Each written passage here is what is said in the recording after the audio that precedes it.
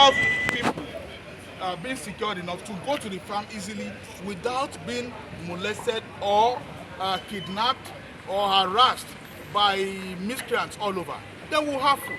Those are the things that we're talking about. These are all part of what we're talking about. It is not just about minimum wage. Even now, the strike action that you see is not just about minimum wage. We're also talking about the electricity tariff, which was arbitrarily increased without constituting the necessary stakeholders meeting that should have been, according to even the NERC Act. This is what we're talking about. Revert to the old electricity tariff and let the normal meeting hold before you can talk about increasing it. Should we continue with this kind of situation that we have, where this cost will just increase and collect what they want to collect, and we're paying for darkness? Or people will always gather themselves. If you have a new estate that is coming up now, you will not find any disco install electricity equipment there. It is those estates that will have to buy by themselves and they will have to donate to the discos. Yet, they don't get anything back from the discos, and you want to increase the rate. So why should this continue? Those are the challenges that we have on the table. We're also talking about, even in the Niger Delta, the flaring that you have. What are we doing with our gas? We have gas turbines that you can use to power a lot of things. What are we doing with our gas? Nigeria is predominantly a gas nation. That's what we found now. How can we tap into that, harness it, and make life better for our people? Those are the things that we have on the table. But how much of this has been addressed by government? Now let's put that aside. Even as we're complaining about those things and they are not being addressed, we are all witnesses to what has happened in the past 1 year.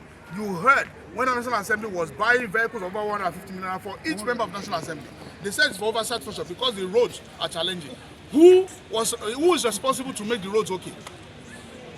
Just as we're complaining about that, you heard when we're talking about what do you call it, constituency project allowance, that they even had to complain. Some getting 500, some getting 200 million, and some did not get anything. Even the National Assembly member was suspended because he cried out. Should we continue with this kind of thing? And I say that you don't have money for workers. This is misplacement of priority. Clearly, in a country that you are struggling to have food on the table, you are struggling to get the economy going. This is where you are talking about pilgrimage. Who pilgrimage help? The ones we've been doing for years. What has it brought to Nigeria? So we are at that point that we need to look at ourselves in the face and tell ourselves the hard truth. You have spent 90 billion naira on pilgrimage. What does that mean? You are spending 40 billion naira to renovate or build residence for the vice president, and the common man cannot have food. Each worker that you find has about 10 or more people around him, immediate family, extended family that they take care of. That has become the social security net in Nigeria, not even what government should be doing. And they are saying that you don't have the money to pay them. Now let's talk about even the minimum wage itself. How much? What is the value of the minimum wage? 30,000 naira 5 years ago in our economy. It was about $125, right? What is the value today? About $20. What can you do? What is the globally recognized standard of what abject poverty is? If you live below $2, you're in abject poverty. Divide $20 by 30, what does it give you? Less than $1. What does that tell you?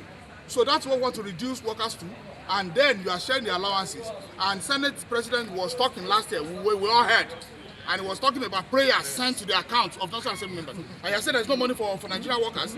What kind of country are we running? Have we sent them there to go and trade their pockets and impoverish us? We can't go to the market, we can't buy, we can't even survive. Is this the kind of country that we want? And instead that people should continue to understand. What is there to understand? So if we cannot run the country, let us do that. We cannot run it. If it's a failed state, let us know that it is a failed state. Thank you very much. It's been nice talking with you. Thank you very much.